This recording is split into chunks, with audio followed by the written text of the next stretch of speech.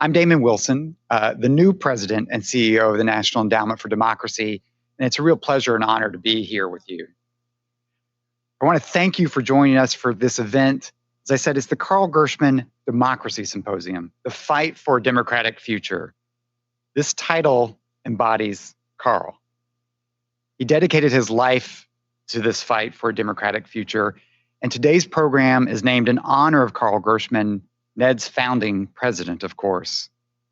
Carl helped develop NED into America's foundation for freedom and democracy of what we see today, and we're here to honor that legacy today. We have the privilege to hear from Carl in just a few minutes. He's going to set the stage for our conversation over the course of the day.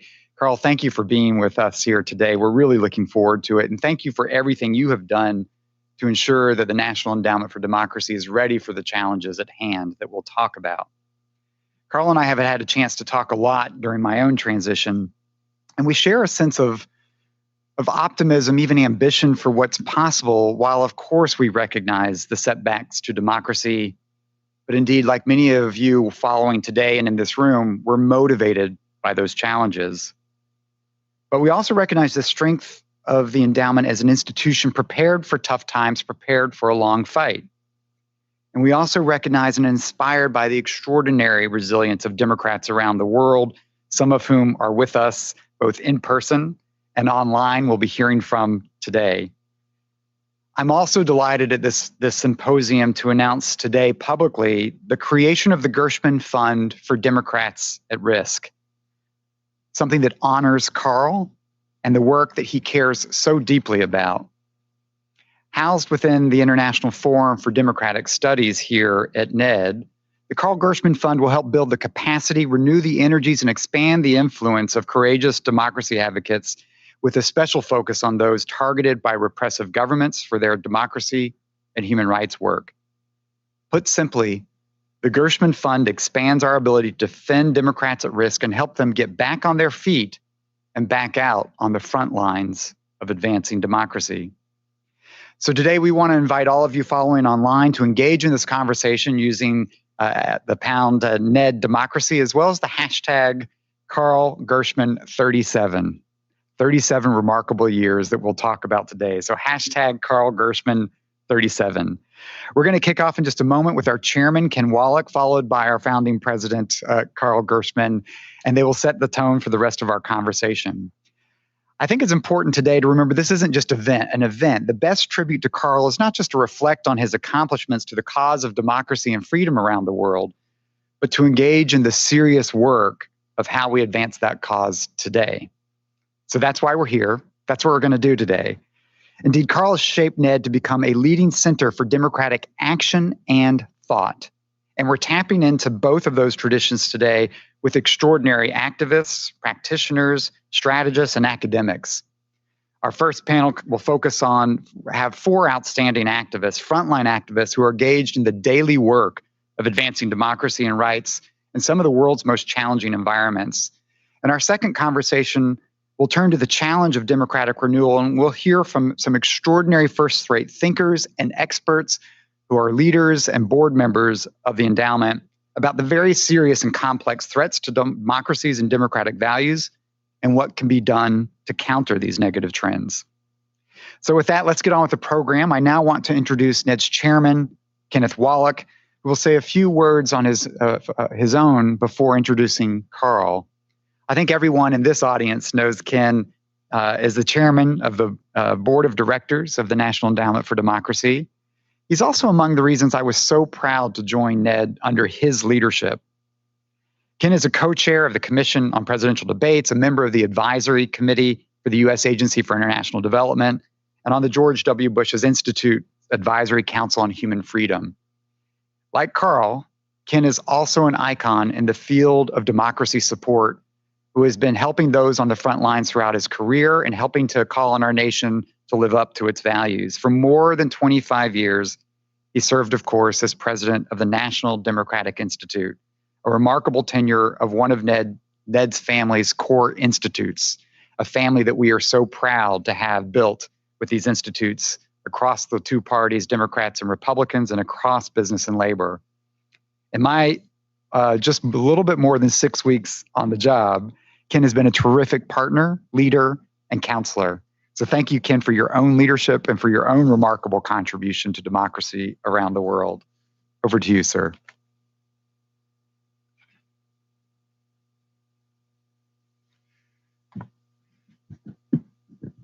Thank you, Damon.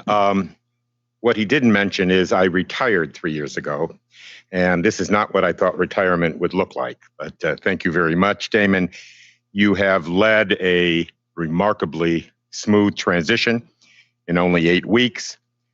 This in spite of an ongoing crisis in evacuating staff and partners in Afghanistan. We at the Endowment family are fortunate to benefit from your passion, your energy, and your leadership. It is only fitting that these 2 symposiums are part of Ned's testimonial to Carl Gershman and his legacy at the Endowment. That is because Carl has the head of an intellectual and believes passionately in the power of the thoughts, words, and writings of the intellectual. At the same time, he has the heart of a political activist who brought his engagement with the grassroots civil rights movement here to the mission and work of the Endowment. And today's symposium includes both disciplines. My former chairman of the National Democratic Institute, Madeleine Albright, has described herself as an optimist who worries a lot. That is an apt description for Carl as well.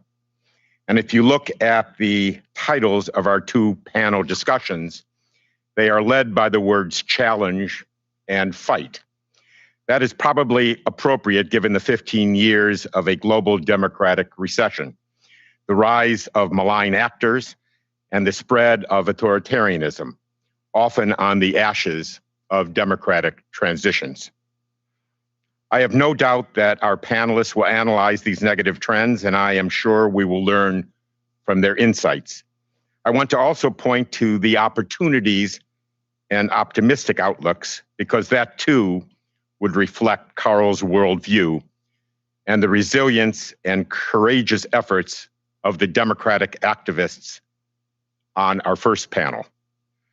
When Carl became president of the NED 38 years ago, he needed a heavy dose of optimism because the world was pretty bleak. Latin American countries were largely run by military juntas. Soviet occupation extended to the borders of Western Europe. During the previous 25 years, only 3 African leaders had retired or stepped down peacefully after losing an election. The military was in power in Pakistan, Bangladesh, and Korea. An absolute monarchy ruled Bangladesh. Dictators exercised power in Indonesia, the Philippines, and Mongolia. Martial law was in place in Taiwan, and even the lexicon of democracy had hardly surfaced in the Middle East. While we certainly cannot dismiss a serious democratic decline over the past decade and a half and the challenges going forward, there are nevertheless signs of optimism. The first is the demand for freedom and democracy in every region of the world. We know this by public opinion research, large-scale protests in every region of the world, and the results of elections, even those that are stage-managed, from Armenia to Zambia. People are in a demanding mood. They want food on their tables and a roof over their heads, but also a political voice. And they are not willing to forfeit the latter for the former. Second, there exists today a global democracy architecture that did not exist 40 years ago. It is made up of governments, intergovernmental organizations, donor aid agencies, foundations, and networks of civil society groups, political parties, and parliaments. The architecture operates imperfectly, but the language of democracy often governs international discourse. So in the midst of dark assessments, I would implore our panelists to find room for a smidgen of well-placed optimism. Carl would like that. Mark Salter, the longtime aide to John McCain, seemed to capture Carl's calling when he described the late senator's worldview. And I quote Mark, "The most marvelous of human achievements," he said, "is not to lose hope when experience has taught you hope is for fools." With that, I turn the floor over to our honoree today, a worried optimist, Carl Gershman.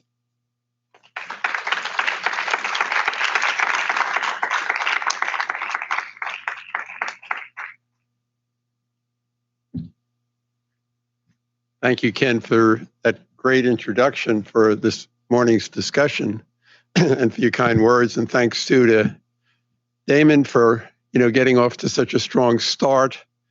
And, when you were on the job less than a month, the real crisis broke in Afghanistan. And, as you were meeting with everyone on staff and preparing for your first board meeting, somehow you did everything you could to try to help rescue our friends and grantees and partners in Afghanistan. And, I'm very grateful to you for that and for your kind words. Like both Ken and Damon, I just want to, again, call attention to the appropriateness of the structure of our discussion this morning, focusing on both the activist side of NED, the grantees, and I want to thank the whole program team. I see a lot of them here, Brian, Barbara, and the whole program team for making the grants program what Forum 2000 has called a thriving hub of countless pro-democracy efforts across the world, and it's extraordinary. But the fact that forum, that the grantees, the activists are linked to the forum the way they are, I think is one of the things that makes NED such a special and such a unique organization. The ideas dimension, the intellectual dimension of NED, which is so extraordinary. And Mark, who with Larry founded the Journal of Democracy, which is now being edited so well by Will Dobson, and then Chris, who's running the forum, and Xerxes, who's running the fellowship program. I really want to thank all of them. And I just want to make a few brief points this morning. As everyone knows and has said, this is not a good time for democracy, and I'm sure we'll, of course, hear a lot more about that from our panelists. But we also know that NED was built for tough times, and that the awesome challenges that democracy now faces have made NED a stronger and a more indispensable institution. I really believe that. I mean, if everything were fine, people would say, who needs it? And we also know that our own democracy is in trouble, and that polarization in the United States is very deep, and that the internal crisis affects the fate of democracy around the world. This is, of course, a source of profound concern. But while it is not part of our global democracy mission to address the problems of democracy in the United States, our mission is embedded in national legislation. And we use American taxpayer dollars to carry out that mission. So somehow who we are and what we do, I hope, will remind Americans that the idea of democracy is something which holds our whole country together. And we have to work to strengthen that, even as the NED is focused on democracy internationally. And moreover, in a way that I would not have anticipated at the beginning of NED, our two-party institutes were very controversial at the beginning of NED, and they were a source of vulnerability for the institution. Congress at one point prohibited funding to the party institutes. But ironically, in a way, in today's polarized environment, they provide a kind of bipartisan ballast, which provides stability and helps keep NED afloat and accepted by both sides of our very divided political spectrum. So this is another way in which the NED, I think, is built to survive and to prevent and to be resilient in tough times the way we're in right now. The world has changed, obviously, dramatically since the NED was founded, and perspectives on democracy and our mission have changed as well during that period.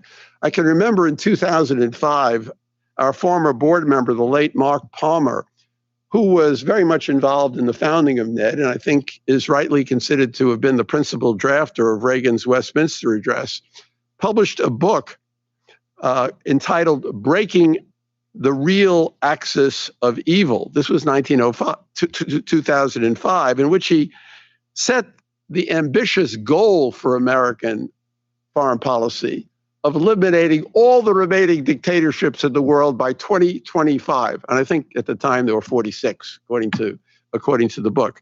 And, you know, well, it obviously hasn't happened that way. There are more dictatorships now than there were when Mark wrote, and just in the last couple of months, you know, we can regretfully, tragically add, you know, Afghanistan to that list now, and also Tunisia.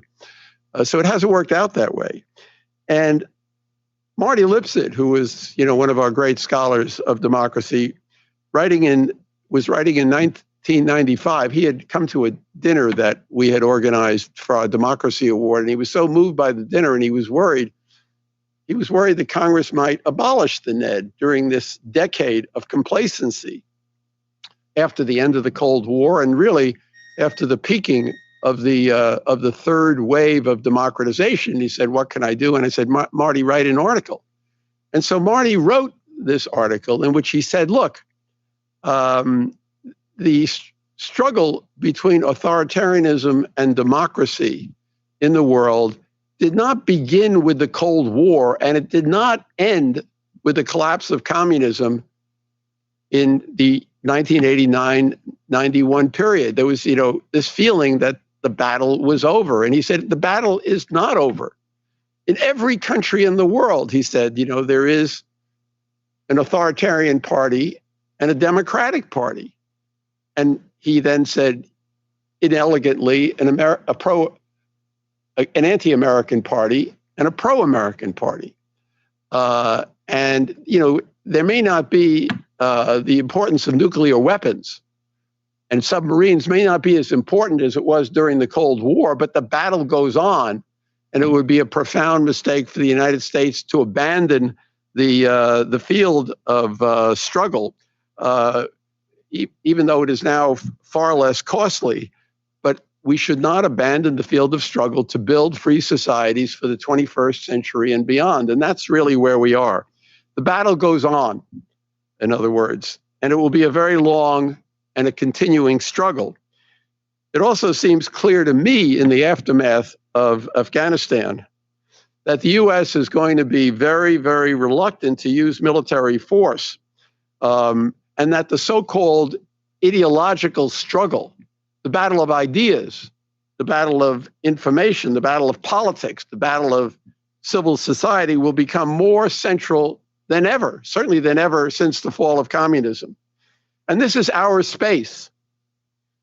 And so the NED's role is likely to grow over time and become even more important than it has been and that it is now. We can't do it alone, of course, and we have to hope that our government and its allies will be wise enough and strong enough to help preserve the peace and geopolitical stability and to defend democratic norms internationally. And as Frank Fukuyama has repeatedly pointed out, it's not just a non-governmental struggle that we're involved in. State building is very critical to the future of democracy, and that's something government development agencies and other agencies will have to do, aside from preserving the peace. And there are ways that NED and its institutes can also contribute to strengthening the institutions of governance, aiding groups that fight to reduce corruption and promote effective governments. The pressure for effective governance can help build state institutions, as does free media and open information space, without which democratic governance is not conceivable. And our party institutes work with political leaders and parliamentarians to train them to govern effectively. And SIPE has supported groups like the Institute of Economic Affairs in Ghana that engenders private sector economic growth, and they do this with groups all over the world. and the Philippines-based Institute for Solidarity in Asia that implements performance-based governance systems in localities and cities. And our World Movement for Democracy does this type of work with its connection and networking of crossovers, civil society activists who go into government when there is a transition to give government its skills. And this is a growing trend in transitional countries. But with the role of the United States so uncertain in the period ahead, the leadership in the struggle for democracy, in my view, will inevitably have to come from the popular grassroots citizen movements around the world, the people at the grassroots who are fighting for democratic rights and decent governance, and to have their voices heard and their dignity respected. They will be leading from the front, to borrow an Obama phrase, and it will be our job to ensure that they are not alone.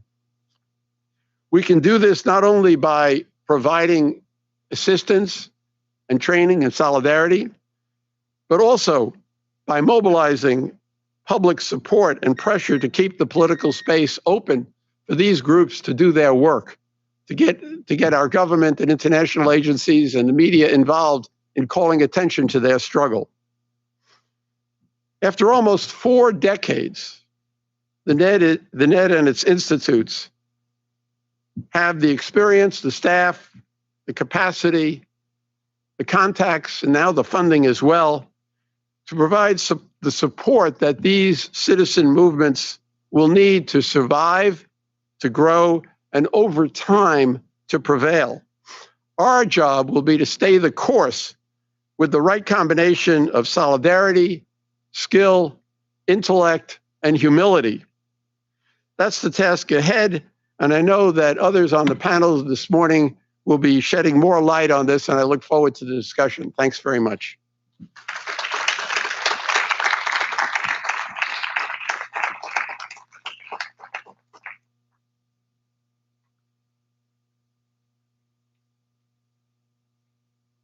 Thank you so much, Carl. Let me invite Rosa Maria Paya, Nathan Law to join me on stage. And also let me invite Igor Blezovic, Zainab Hawa Bangura. I think you are joining us remotely. Please, Rosa Maria, Nathan, in the center here. All right, and there, welcome Igor, welcome Zainab. We see you on the screen. Thank you for being with us.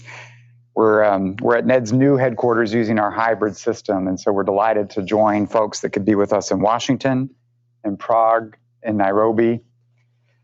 We've just heard some remarkable words from Carl Gershman about the importance of you, the importance of leaders and citizens leading this fight and taking responsibility in this era. And so we want to unpack this with your thoughts and the fight for a democratic future. During my transition, Carl and I met several times, and he really underscored the centrality of 2 things. Both of them were about people. One was the talent and the team here at NED, many of whom are with us in this room, an extraordinary team committed to the cause. But he really underscored that the work of the institution, the endowment, was about you, was about those on the front lines of the fight. As he said. So I think it's very appropriate that we continue with those who have known Carl throughout much of his work and have been doing this themselves. Igor, thank you for being with us from Prague. I'll briefly just introduce our colleagues. Igor Blezovic is a prominent European human rights campaigner and democracy activist of Bosnian origin. He currently lives in Prague, but has been around the globe. He's leading Prague Civil Society Center's learning and exchange activities. He spent almost 2 decades with the People in Need Foundation, the founder of One World, the largest human rights film festival. And he's been on the ground in Thailand and Burma working with activists in a very difficult situation. He's been part of the NED family, serving on the steering committee of the World Movement for Democracy. It's terrific to have you with us, Igor. Zainab, good to see you. We had a good conversation this morning. Currently the Director General of the United Nations Office in Nairobi, an example of what Carl said, someone who has crossed over as an activist to a leader in an international institution, a longtime NED partner, one of our fellows. She chaired the World Movement Steering Committee and embodies the full range of support that NED can provide. Showing how local activists become major players in their governments and in intergovernmental institutions. She served as UN Special Representative for Sexual Violence and Conflict, Minister of Health and Sanitation and Foreign Affairs, and played major roles in Sierra Leone as the Executive Director of the National Accountability Group and other organizations that have been remarkable partners. Thank you, Zainab. Here with us, Nathan Law on my far left is a veteran Hong Kong activist, of course, the youngest ever elected member of the Legislative Council in Hong Kong, who's been at the forefront of pro-democracy activism in the territory since the 2014 Umbrella Movement. 28 years old, you founded a political party. We were elected to the Legislative Council. His seat was, of course, overturned. He was jailed for his participation in the movement. He's been nominated for the Nobel Peace Prize along with other Hong Kong activists and is now currently joining us based in exile in London. Thank you, Nathan, for coming. And Rosa Maria Paya, someone who Carl introduced me to early on in our transition, who's been a leading Cuban democracy activist and human rights defender. She founded Cuba Decide, the citizen initiative focused on political and economic systematic change in Cuba towards democracy through plebiscite. She's the daughter of the late Oswaldo Paya, of course, a recipient of the Sakharov Prize. And she's been an extraordinary activist and counsel to me. I had the chance to actually meet her again on my first day as NED president to continue our conversation about the fight.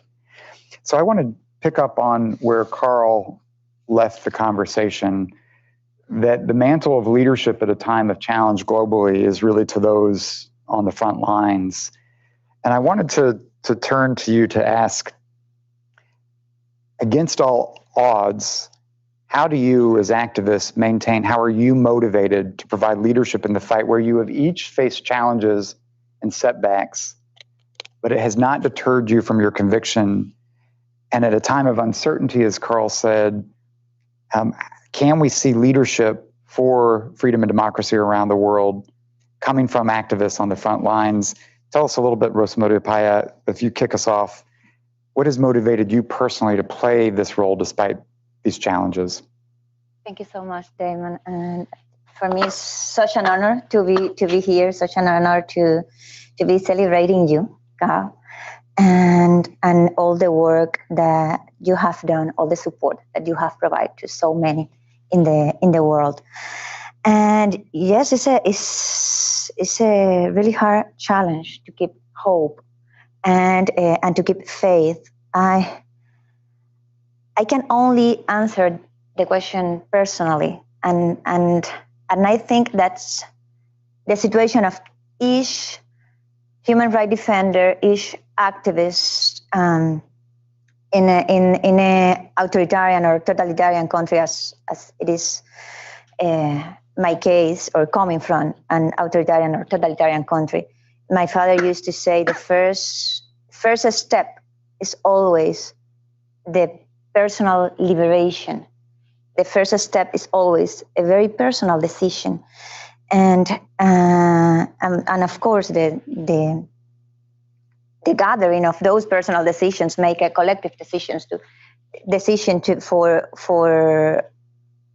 the fight against authoritarianism, for the struggles for freedom, right? But in my very personal and specific situation, of course, that the example set by my father, the seek for justice on what happened to him, to my dear friend Harold, but to so many other Cubans, is transversal to anything that I can do. But I think that also what in a broader perspective gathers each activist that dare to confront the Cuban regime is not just that this commitment and this feeling that what we are doing is right, but also the convincement that it is possible, that we can actually liberate Cuba, that the Cuban people can be the protagonists of their own history and actually overcome communism. And that's the first sin that a dictator tries to target: hope. They try to crush your hope. They try to silence those voices that are encouraging the rest of the society to take action and to exercise what Václav Havel called the power of the powerless, that ends up being the actual motor of transition, the actual motor of liberation. And that hope put the Cuban people on the streets on July 11. And that hopes keep us in the fight. Thank you, Rosa Maria. If Carl doesn't mind me picking up on what you said, my first day I walked into the headquarters here at the endowment, and Carl, you had left me a very generous, kind note. And in that note, he captured your words that NED really has brought together a community of hope, just as you said, and that this is a place important, that your work is what provides the North Star. Igor, may I jump to you and ask what has driven and motivated you from your work that has taken you as far afield where you've been time in Southeast Asia to now in Prague? And feel free to share how that has intersected with Carl Gershman as well, Igor. So it's a real, as Rosa Maria said, real honor and pleasure to be here in a panel with all of you and to talk on an event, let's say, dedicated to the Carl. Carl has been a huge inspiration for me. I learned so much of him. And there is many things what really kind of inspired me with Carl, but probably the most inspiring thing has been his capacity to keep on coming, let's say, with the new and new energies and with the new and new ideas. And there is maybe similarity between him and me, let's say, because I also kind of like to generate ideas, and then you see the people around us being a little bit scared. Oh my God, let's say these guys are coming with something. So, control them, put them under the control. So thank you, let's say, Carl, for being there. I have done few things in my life, good things in my life without NED. And I have done few extraordinary good things, let's say, only thanks to the NED. And for me, you have been real kind of inspiration. So, and I hope, let's say, that both of you and I will continue to generate idea and to challenge kind of people around us, let's say, to do things which they might not kind of think immediately. That's a good idea. Why I'm doing what I'm doing is, the answer is simple. I'm Bosnian. I never planned to be activist. I plan to be the writer, to read a book and to write the books, hopefully. Let's say. And then I experienced the war in my country, and I needed to deal with that. But then during, let's say, this necessity to deal with my own war in my own country, I learned one big thing. Let's say there has been a lot of very dark moments. Let's say there has been a hopeless situation, and basically everybody around us Bosnians saying, give up.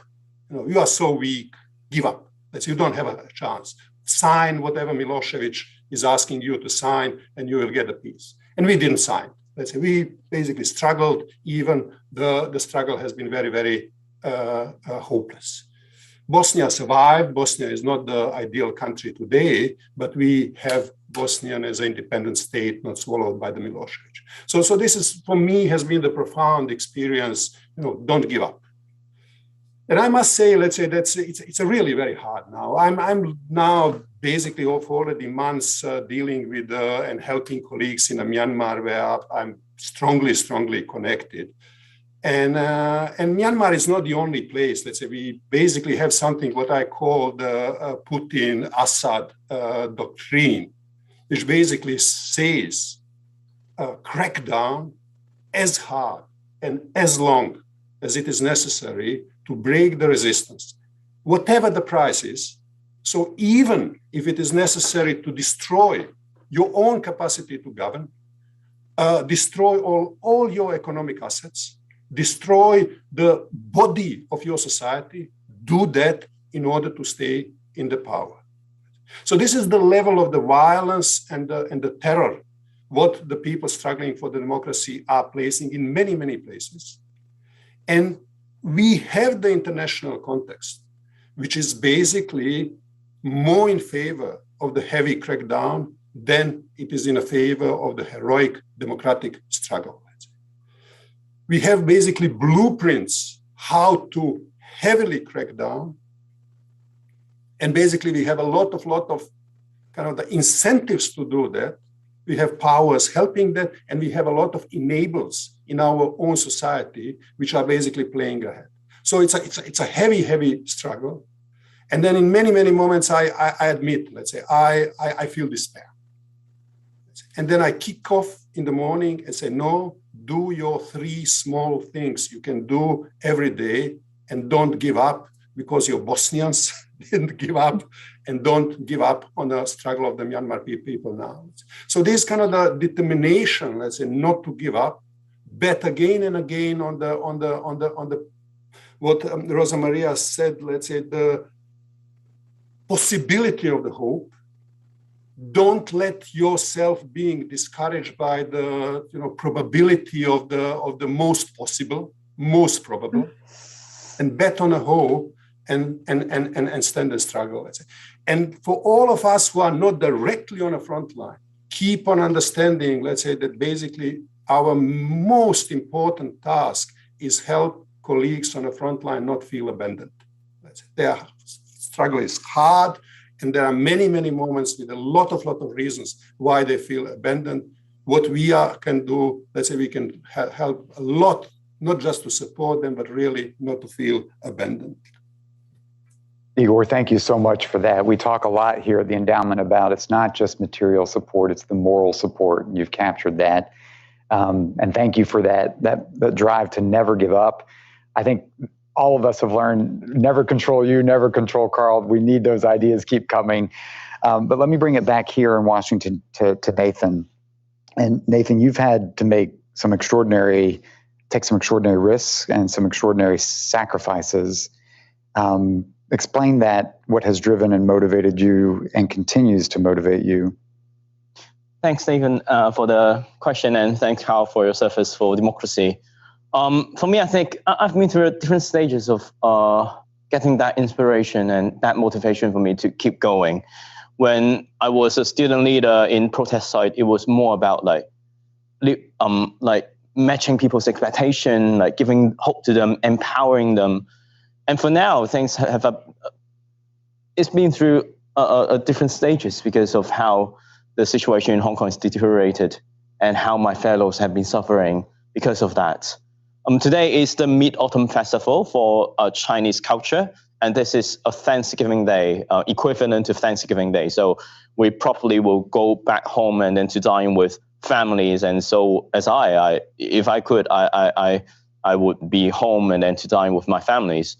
But I have been absent from that. I was absent in 2017 when I was in jail. I was absent last year, and I'm absent this year because I had lived in a life of exile since last year, and I severed my ties with my families after I left because I'm worried that my connection to them may endanger them. And it applies to a lot of political fighters and campaigners in Hong Kong. A lot of us live in the life of exile, and more of us are living in prison or on the way to prison. In Hong Kong, basically, most of the political campaigners that I know, that I personally been connected to, that I've worked with them for past few years, they are all in jail because of different reasons. Some of the most observed reasons are inciting subversion in Hong Kong, which they were merely participating in a primary election or holding the Tiananmen massacre vigil every year, or even just being vocal to China's human rights violation. And for some, they are participating in protests and the government arrests them because of that. Nonetheless, a lot of them, they cannot meet their families in this particular day. And just try to put yourself into your shoe. If for a very, very long time, in every Thanksgiving Day, You cannot share the joy with your families. How do you feel? And I think that really deeply touches me, especially some of the very fine young talents like Joshua Wong, and they are all in jail. And I'm here. I have the luxurious freedom that I can speak freely. I can interact with all the stakeholders in the international level. I feel obliged to speak for them. And I think that really marks what my really deep down motivation is to save my friends, is to speak their stories, is to try to unite the force around the world to really address the problem. One point that Igor mentioned, I do agree with, is for now in our international system, there is basically not enough accountability being held for authoritarian regimes.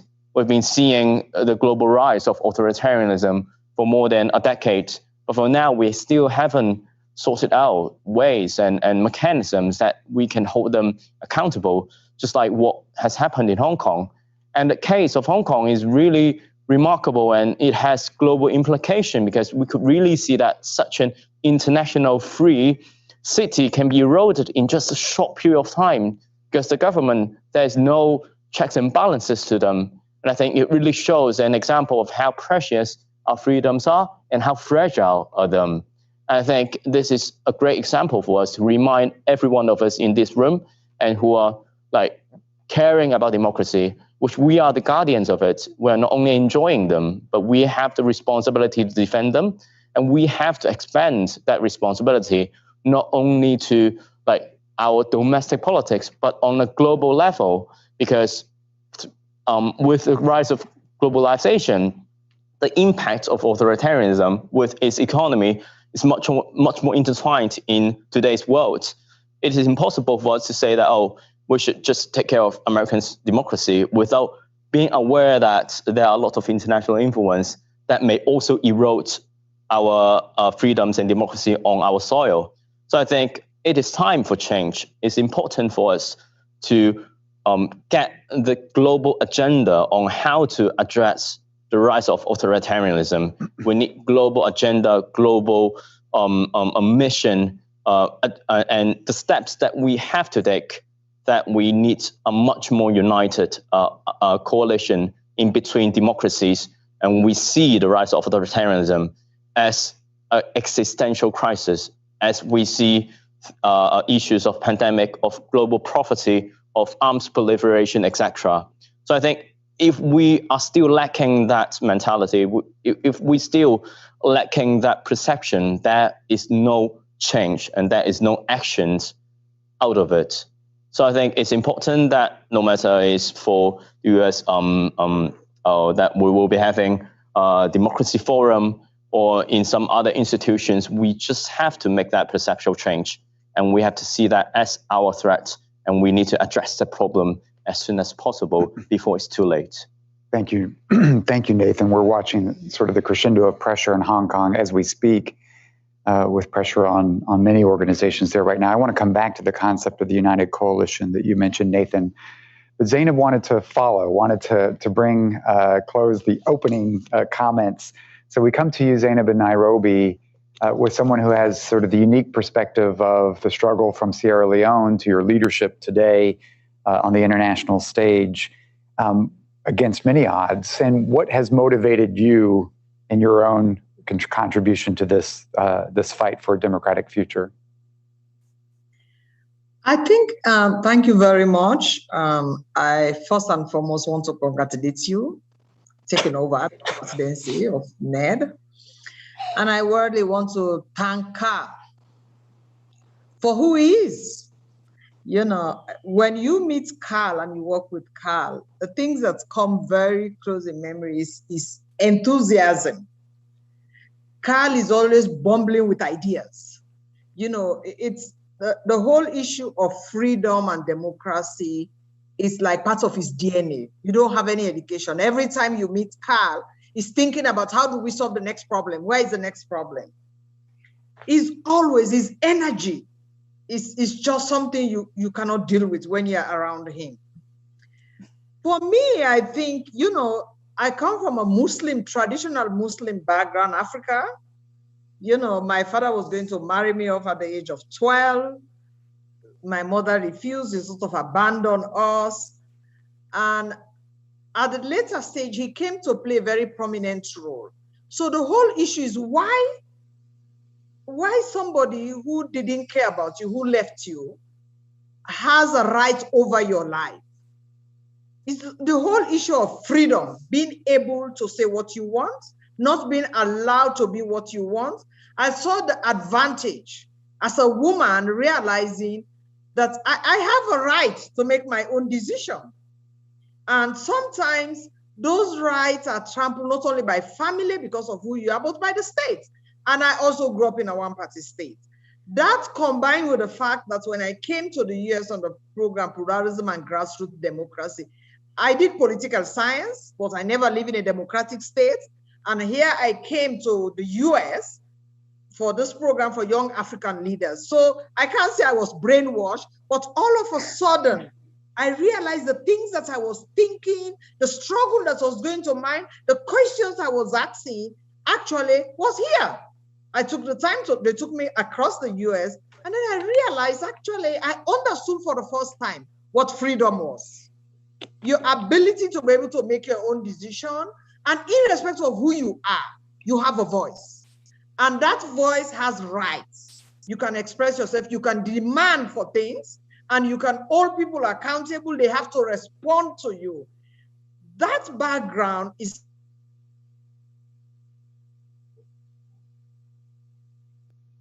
Zainab, did we lose you at a key moment? Do we have you online?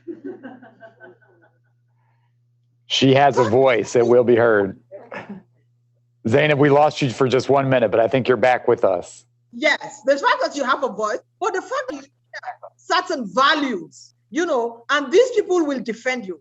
I think I went into that fight, they didn't care what the consequences, because I knew somewhere around the world, whether it's the US ambassador in Freetown, the British High Commissioner, or Carl in Washington had my back. And they were hearing me, they were monitoring me. And so all that fight, that passion you're able to unleash, you're able to go out there. And I can tell you, it's the most inspiring thing for an activist, knowing that there are people who support you morally as well as financially. And you don't have to fear, because you know if you're arrested today, there's somebody who is going to campaign for you. And I think that's where NED comes in, because NED doesn't only provide space for people, provide support, but also they're a voice to defend the principles and values you think. And I think, like, I sit here, I hear what Natal is talking about Hong Kong, and I hear what everybody has said about Carl. I believe that we're not going to go back. The demand for freedom is so deep-rooted. You know, no leader in this world has a monopoly over dictatorship anymore. You know, it doesn't matter. Look at Brazil, how people are demonstrating. It doesn't matter how tough the dictator is. There's still resistance. And I end up with a very interesting story. I went home in July to meet my second grandchild. And I have a 4-year-old grandson. He was sleeping with me. He woke up, he said, "Grandma, I want to tell you something." I said, "What is it?" "Oh, Grandma, the maid does not respect me." I said, "Excuse me?" He said, "Oh, she doesn't listen to me." This is a 4-year-old boy. It's not that he's been indoctrinated. But if that boy at that age can talk about his ability, he wants to say something, he wants to be listened to. And he said that the maid, and he went to the maid and said to the maid, "You're not respecting me. You're not listening to me." That is what the future is. And I think, you know, it's like in my African tradition, we have a proverb: when a snake is dying, they fight. They really fight back. Whether we like it or not, democracy is so deep-rooted. The values, the norm, they're so deep-rooted in our societies. The dictators can fight. They can put people in prison.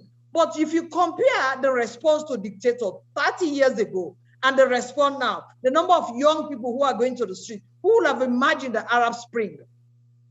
It's still a challenge, but the resistance is still ongoing.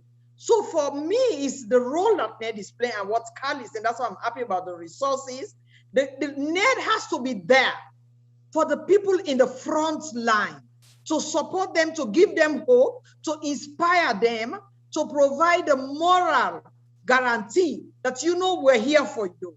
We listen to you, we hear you, and we support you. So for me, that was what inspired me, because I went into the battle realizing that there are people who are there for me. No matter, I'm not lost in the crowd. You know, I'm not a figure, I'm a name. And there are people who are fighting for me. When I escaped as a refugee, the people who saved me was CNN.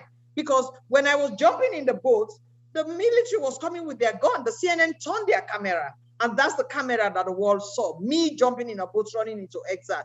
If the CNN had not been there, they could have shot me. You know, so these are all the things I think is extremely important for people to understand. The support you give to people on the ground, their voices, you amplify their voices. You give them hope, you inspire them, you make them to believe that whatever they are doing, their struggle is not alone. There is a family of NED behind them, waiting to support them and to be able to make sure, even if in the cause they die, their names will not go in vain and they will be remembered. Zainab, thank you so much for those inspiring words. We were so grateful that your mom was rebellious and ensured that we could hear that voice. You mentioned the importance of having your back. I just want to say it's one of the things I have seen in spades since being part of the NED team and family, watching Aung Ma Zin and what he has done with those in Myanmar, Lin Lee supporting those on the ground in Hong Kong, Amira Mati, our colleagues who are with us today, what she's done to stand by those in Afghanistan. That's at the heart of the DNA of this team. It's remarkable. And Zainab, you put your finger on it. I wanted to pick up on one of the themes that a couple of you mentioned. And Igor, maybe I'll jump back to you because you underscored the learning that's taking place among the authoritarians and the challenge that we're facing because of that. We've got Will Dobson with us, who has written so eloquently about the dictator's learning curve. When we see what unfolds in Minsk, it's clearly being coached from Moscow. You made this point about Burma, and you called Igor for a more, I think you said a more common cause. It's one of our focus here is how do you ensure that those on the front lines of democracy and freedom are learning and connecting and learning as rapidly together in their fight and their cause as the dictators are. We're committed to fostering democratic unity here. Is there space for a more common cause? And I think, Nathan, you put it as a more united coalition of Democrats to stop the rise of the authoritarians. Igor? So, look, on one side, I must say, and that's following what Zainab and Nathan has said, let's say we have out there such a robust, let's say, such a domestically driven, such a genuine bottom-up democratic demand and drive. I'm bringing experience of Belarus, Myanmar now. Nathan is speaking about that in Hong Kong. Rosa Maria is speaking about Cuba. So it's out there. There is no need to, to make something, to instigate something. The other thing, let's say, I think, let's say, there is such a level of the skills, level of the capacity, level of the domestic resources, the level of the organizational capacity, leadership, networks, maybe a little bit less strategic capacity, but that's also kind of the learning there. So in a certain way, those qualities are there.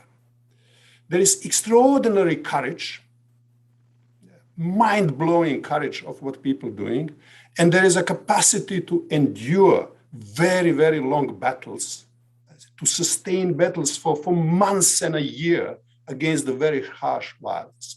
So I would, in a certain way, say I and my civil society in the Czech Republic has less capacity, it has less to learn. My friends in Myanmar and my friends in Belarus or my friends in Cuba, in a certain way, they know.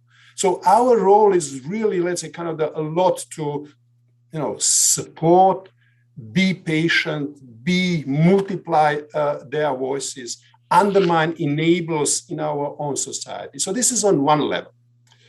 On another level, let's say what I'm strongly kind of advocating, doing myself, let's say, I'm personally investing one fourth of my time, capacity, and energy to help friends in the battles they do, which are not kind of my immediate battle.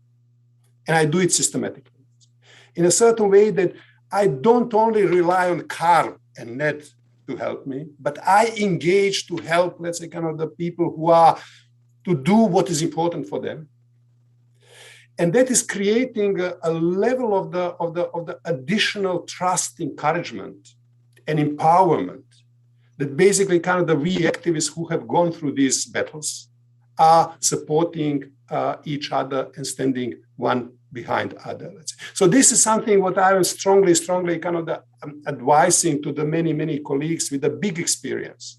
Root yourself in your own struggle, but dedicate a certain amount of your time and capacity to encourage and work with the similar colleagues which are in a similar battles in other places. We can't work and jump on every trouble it is around, but pick up few of them so that we create a little bit more synergies, which will then, I think, much more probably lead us also to where Nathan is saying. Let's say, so that to create in a certain way also bottom up, let's say, solidarity between kind of the activists on the ground. Thank you, Igor. Let me come to Rosa Maria. Do you see the scope for, as Igor put it, more intentional working together in solidarity with activists, a sense of common cause? And I think you're even aware in a lot of our work related to Cuba, if you think about Latin America, how to connect Cuba in a larger debate so that there's common cause across those that share the values for democracy and freedom in Latin America. And this has been a focus of our work, talking about Cuba and Mexico and throughout South America. So give me a sense of what you see as the possibility of that common cause.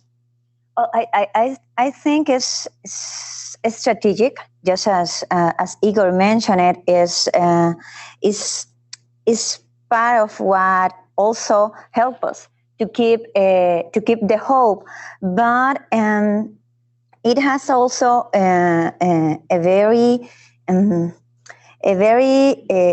tactic and important sense when you realize that in for instance, the fraternity, the solidarity between the Cuban activists and the Venezuelan activists, it's not just it's not just a reality because friendship and compassion.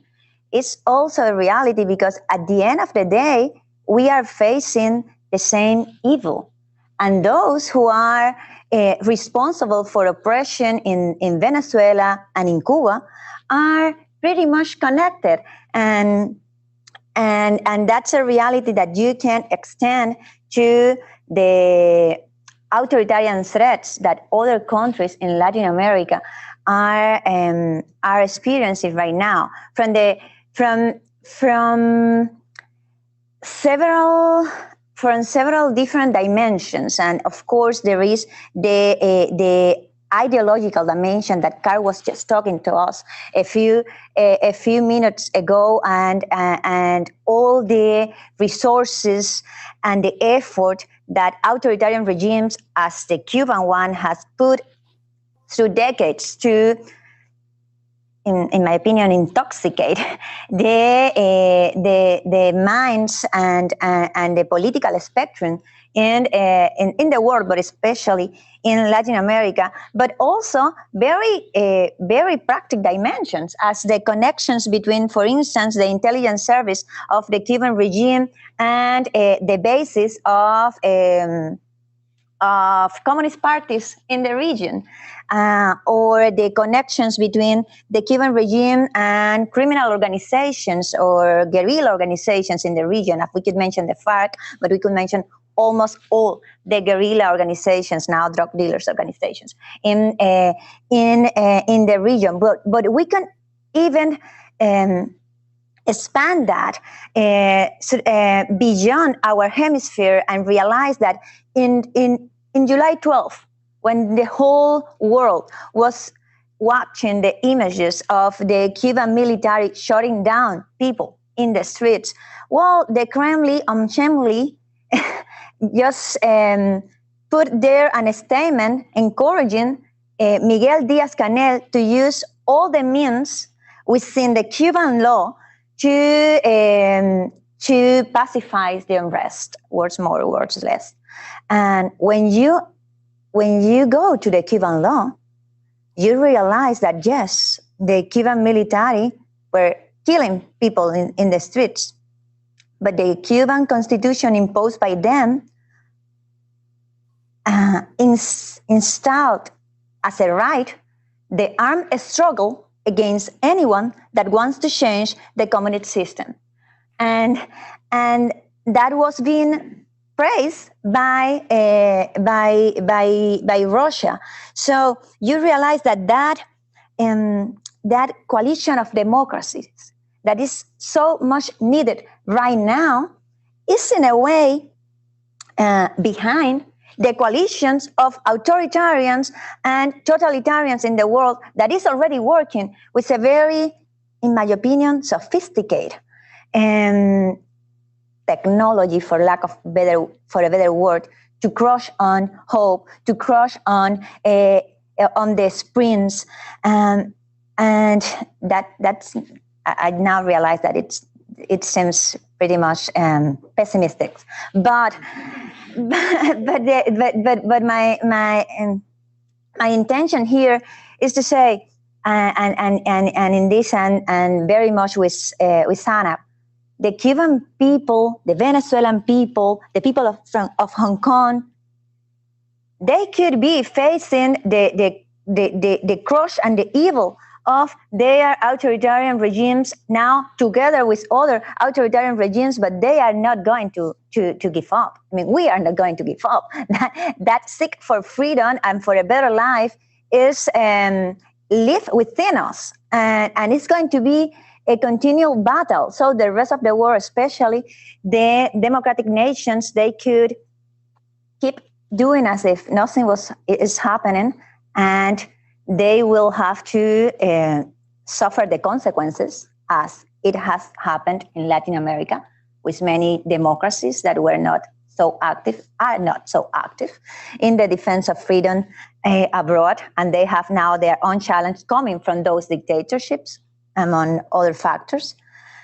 Or they could start to, or maybe start is not the word, or keep doing it, or doing it in a better way, or in a more decisive way, defending democracy in places as Hong Kong, as Cuba, and of course as China, as Russia. And in doing so, United States, the European democracies, the Latin American democracies, the world democracies are not just going to be doing like an altruistic gesture for in favor of those in suffering authoritarian regimes. They are going to be defending their own democracies and their own freedoms, and that's something that we need to stress and repeat as much as we can. Thank you, Rosa Maria. Part of what, how when there's a challenge in Nicaragua and Venezuela and Cuba, it doesn't remain limited to the people of Nicaragua, Cuba, and Venezuela, but those that share a sense of solidarity to rise together with them. So let me jump back to Zainab. In this context, Nathan had called for this more united campaign. You see a lot of things in a perch at the United Nations. How should democracies, the democratic world, respond when activists are both under pressure, but also countries that support them are under pressure? You take a small Lithuania where Belarus's Lukashenko is weaponizing migrants, and China is cutting off contracts to Lithuanian firms because of its solidarity with Taiwan. How should the democratic world respond both for activists and those small countries that are under pressure, Zainab?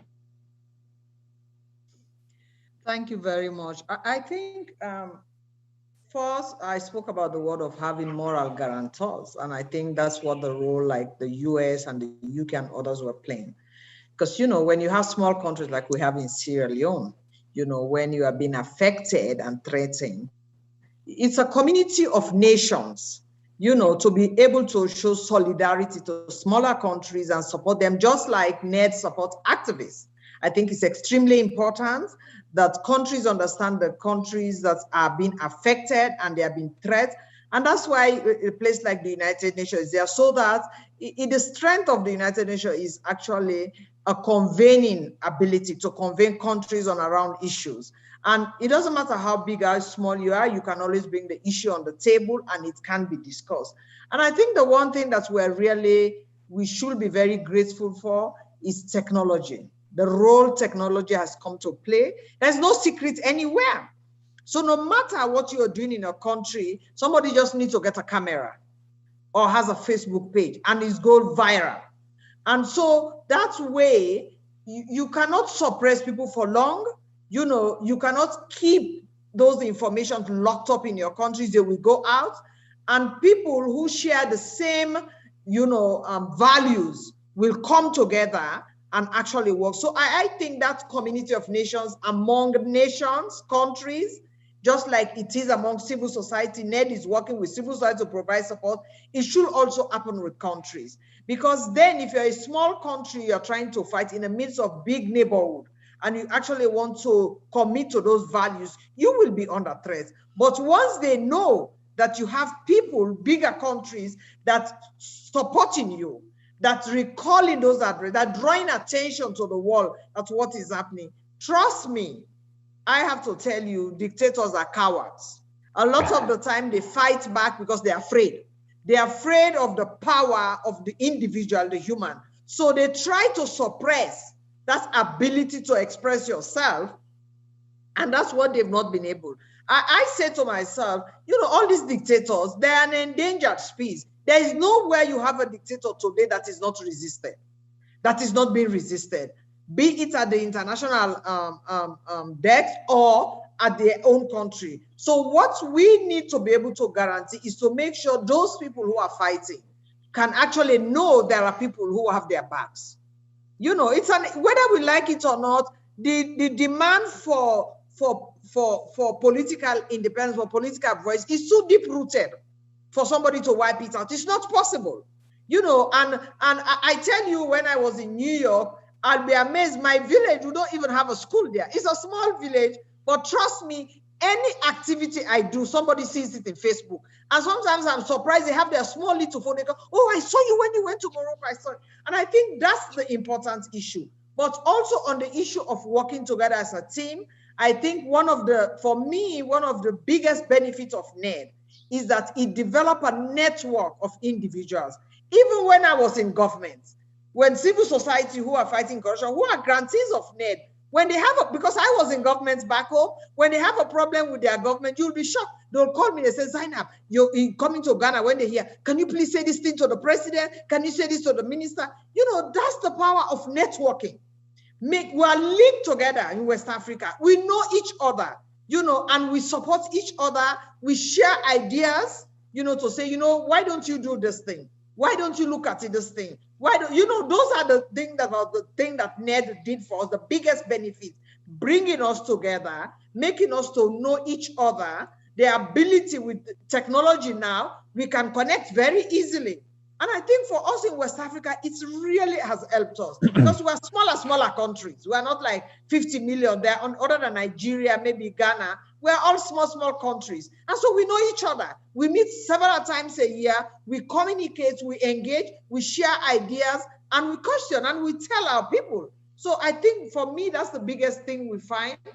Community of nations working together, believing that this country is fighting for this. I have a responsibility to support them, to be able to be their voice. Because sometimes these small countries cannot talk, but you talk on their behalf. You be their voice, you be their face, and you reflect what they are going through. The same thing as NED is reflecting, is supporting, is being the voice and the faces of civil society in the front line. Thank you. Zainab, thank you so much. I'm going to close this panel with a very quick question for Nathan because we're going to transition right now. But this panel represents an intentional intergenerational strategy, how to be inspired by those that have led the fight and to carry that on with the next generation. Very briefly, just to close us as we transition, Nathan, how do you see this? Do you and Rosa Maria represent a next generation in this struggle? And many are often concerned when they see skepticism, cynicism about democracy among younger generations, or question whether activists are being prepared to actually help democracy deliver with governance. How do you see the next generation of the struggle? Well, I think one of the most exceptional examples that we could look into is the Multi Alliance. It's a virtual community that are composed by the netizens and the protesters in Southeast regions that they have been fighting for democracy. People from Myanmar, from Thailand, from Taiwan, from Hong Kong, together to get together under the umbrella of Multi Alliance. And that gives us a community that we can know more of each other, can broadcast each other's activities and their demands, and we are becoming more united than ever. And it's really organic because it is not some organization creating it top down, but it's really a bottom up effort from these people in order to maximize their voice and make their words being heard. I've been actively campaigning for that. Whenever there are Myanmar people organizing protests in London, I'll be there because I am part of the community and I can raise that profile so that the actions are being more visible and being heard by a lot more people. And I think that is really fantastic. So that I think it's really important that we have that collaboration.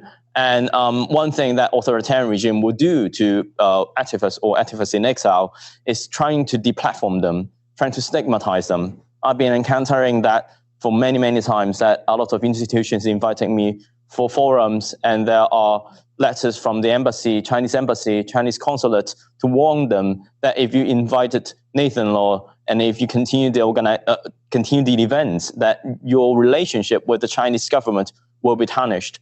And there are lots of media campaign from China to stigmatize, that saying that I'm a CIA agent, that I do a lot of bad things. These things that we need narrative to counter that. We need platform for activists to be vocal, and we need them to be more visible on the international level so that they have that resources, they have that capacity to speak up, to counter that, and to represent their people, to genuinely representing the voice of people instead of just an authoritarian regime claiming that they have that representation.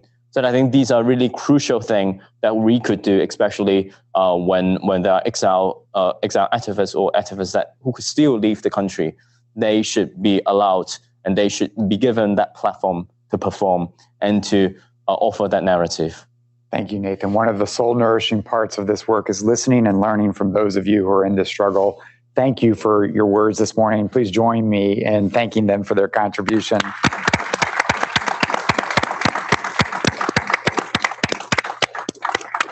Please, you can take your seats back. I'm going to invite our next panelists to come to the stage, and Frank Fukuyama is going to be the moderator for our next group of discussants. And so I will help talk through the transition while they get set up. All of the panelists on this second panel have long-standing close ties to the National Endowment for Democracy. 4 now have been members of NED's board of directors, and our moderator, Frank Fukuyama, while not currently on the board, he holds the record for the longest service as a board member. Please, everyone, come forward. He oversaw the regional portfolios on the board for 18 years, was our liaison with our fellows program, and is still a member of the Journal of Democracy of editorial board, a well-known strategist, scholar, practitioner from Stanford University. Thank you, Frank. You will moderate this conversation. We're inviting Ambassador Ruben Brigady, Michelle Dunn, Ann Applebaum, and Larry Diamond to join him on stage. And Frank, I will leave this to you, but just very briefly, all 4, I'm privileged to say, are members of the National Endowment for Democracy board. Ann Applebaum, a staff writer at The Atlantic, an incredibly strong, outspoken writer for democracy and freedom, who has covered this from the collapse of communism to the struggles of today. Ambassador Ruben Brigady, the Vice Chancellor and President of the University of the South, Sewanee. He's also been the Dean of the Elliott School at George Washington University and U.S. Ambassador to the African Union. Michelle Dunn, Director of Carnegie's Middle East Programs and one of America's leading experts on reform and change in the Middle East region. our board expert here covering that region as well, and Larry Diamond, of course, who is the founding co-editor of the Journal for Democracy, co-chair of the Research Council of the International Forum for Democratic Studies, and at Stanford University and Hoover Institution has been a forceful voice for democracy and freedom. Over to you, Frank. Okay, thank you very much. Damon, is this on? People can hear? Okay. So following the activist panel, I don't know what you call this panel, but it's the inactive panel. The inactivist panel that are more analysts and observers and people that are going to provide the big picture for that sets the context for the people that are working on the ground. And that is a big field. So we can actually discuss a lot of things under the general rubric of renewing democracy. And democracy is obviously in great need of renewal and support around the world. So that leaves things fairly open. And I think let's just begin with fairly brief comments about the sorts of things that are at the top of your mind when you think about what's necessary to renew democracy. So I think maybe the easiest thing would simply be to go down the line here and begin with you, Anne. So first of all, thank you. I'm delighted to be here. I'm very flattered to be following such a distinguished panel. I don't want to risk repeating some of the things that were already said. One thing in particular strikes me as one of the most important new elements in the rise of autocracy and the problems that democracy faces, and this was emphasized by the panel, which is the interconnectedness now of the autocracies. The fact that even non-traditional alliances, Iran and Cuba, Russia and Venezuela, countries that didn't necessarily work together in the past, now lend one another money. They share techniques and technology. That and they've created networks that are not only, they're not only security networks, but they share, but they invest in one another's companies. That they've created also financial systems that keep them, keep them all afloat. It is, I think, the aspect of of the sort of struggle between democracy and autocracy that hasn't been well understood yet in the democracies. So, the United States, and many of the people who think about how to support democracy still aren't thinking, still don't think in that networked way. We talk about supporting particular countries or particular people or particular groups, and we haven't thought about some of the systems that are making it possible for autocracies to work together. And this is not a criticism of Ned, because these are issues that are well beyond the purview of groups that support civil society. So I'm talking about, for example, the systems of kleptocracy, money laundering, tax havens, the ease with which autocrats can move their money around the world using our Western financial systems, using the American property market to store and save money. And I don't think the United States specifically, or really the Western world more generally, has really faced up to the implications yet of that. The way in which these regimes are now able to work together because they can use our systems, because they use our banks, because they use our legal loopholes and our loose, the Miami property market, which is where so many Venezuelans have packed their money. And facing up to that, and facing up to the need for America, for Europeans, for others to begin looking at their own societies and the ways in which their own financial systems and their own political systems have been warped or changed by the money that is now available in the autocratic world. I mean, this is this is something I'd like to see more discussion of, and at a higher level. And one of my hopes is that the Biden administration, when it has its democracy conference, I think it's meant to be at the end of this year, will do is begin to look at this higher level. What is it that we need to change about our financial markets, about our rules, about our business rules, about our legal systems that would make it harder for autocracies to cooperate and create these kleptocratic networks. And that seems to be the missing piece in this puzzle so often. Yeah, it's not just dirty money corrupting us, it's our seeking business and our banks and states like Nevada and so forth that are eagerly jumping into the facilitation of this sort of thing. Right. Ambassador Brigetti? Frank, thanks very much. And first, let me just say what an honor it is to be here with my distinguished colleagues as we honor Carl Gershman, and also just how incredibly humbled I am listening to the activists who just spoke before us. I am in awe of your courage, not only of those of you who participated on the panel, but for all the activists that you represent, both in your home countries and abroad. I would say just three things. The first is, in the fight for democracy, it's very important to have a sense of historical memory. Meaning that often there are generations that take for granted the freedoms that we have that were hard fought and hard won against autocratic regimes previously. One can think of whether the increasing authoritarianism in Eastern Europe, where I know Anne spent so much of her time, were not a generation previously. There were those who struggled under Soviet occupation or Soviet allied regimes. And it's very important for us to remember and to articulate that as Winston Churchill said, essentially the democracy is the worst form of government except for all the others, right? I mean, that's not simply a quip. It's actually quite an important thing for us to recognize, to remember, and to advocate for. In Jane's little memo to us, she pointed out that actually wasn't Winston Churchill, that apparently Albert Camus had said that, and Winston Churchill was just paraphrasing him. But that's a scholarly footnote. We would call that Anglo appropriation of French philosophy, I suppose. But that's the first point. The second thing that I would say is that it's important for democracy to deliver.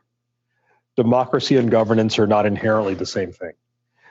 We believe, obviously, that democracy is best in terms of delivering governance, but part of why you see this sort of retrenchment is not only because, obviously, there are individual either governments or governmental leaders that don't want to deal with the mess of democracy, but also, quite frankly, to the extent there is some popular support for autocratic regimes, it is based on the argument that they actually can deliver, and it's less messy than democracy. One sees that, frankly, in many portions of Africa, where the debate around democracy is a live one, in part in terms of the ability of the state to deliver. The final thing I would say is we simply cannot underestimate the power of the example, positively or negatively, of the quality of the democracy in the United States of America.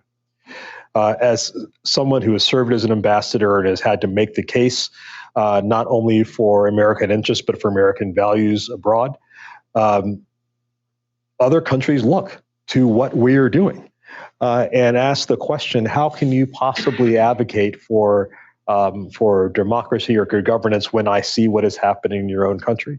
As I have said to many of my friends, the price of being a free people is that no one's coming to save us.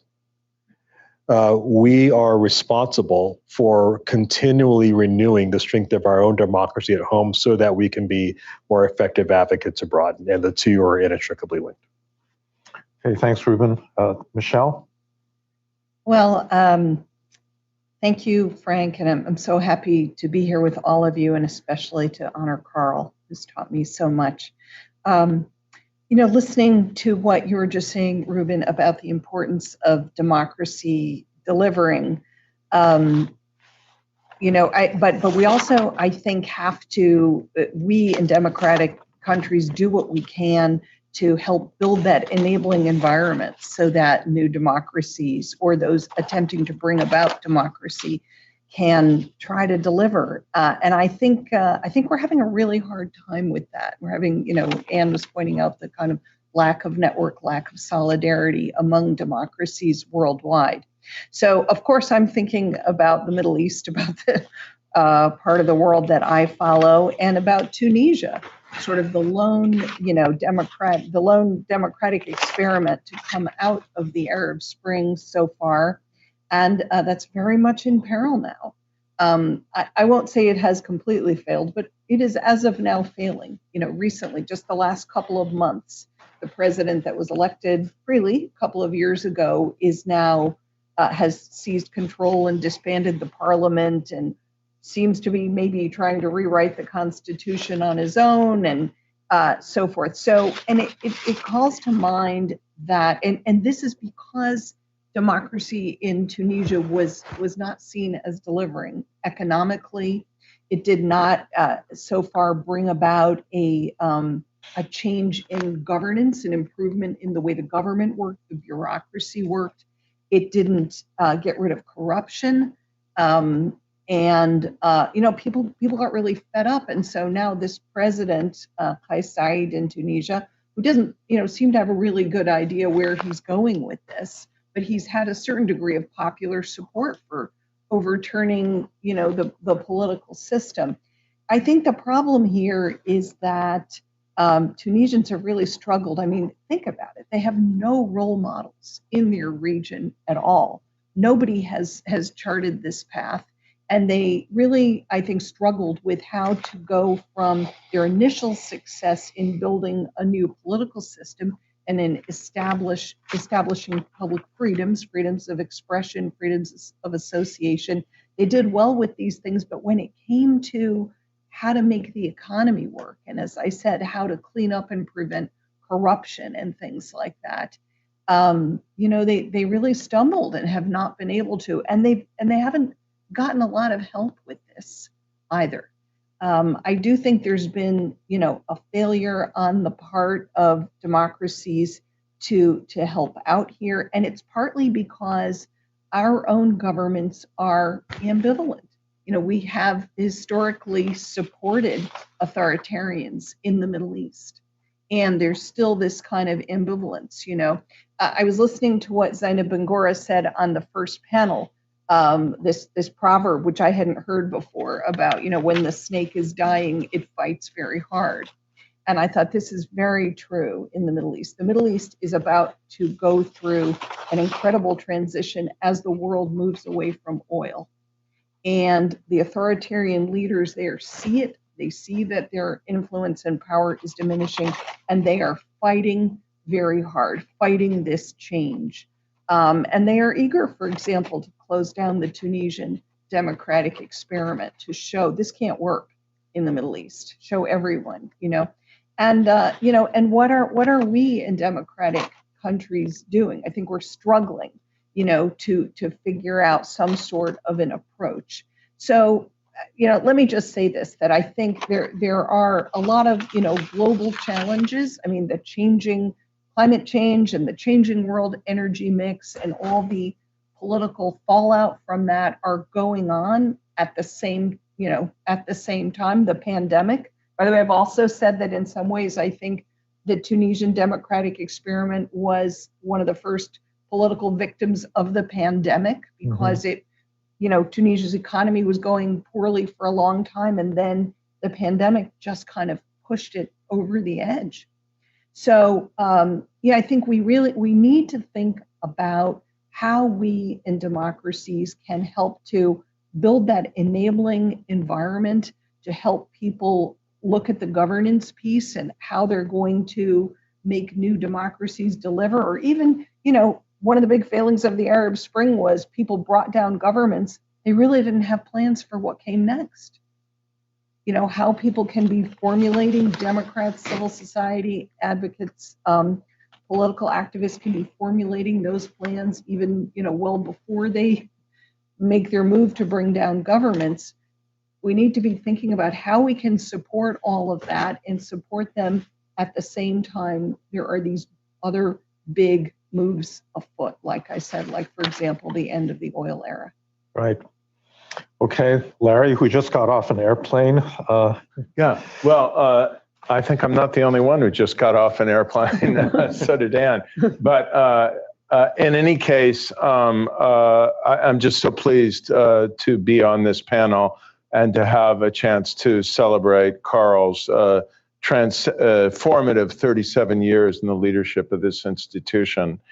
Let me begin by paying tribute to Carl by quoting the 4 words he used that he felt needed to have been and needed to remain watchwords for what Ned does, and those were solidarity, skills, intellect, and humility. Let me say that, of course, imparting skills and building solidarity among the people that we are imparting skills and knowledge and empowerment to resources as well is at the core of Ned's mission.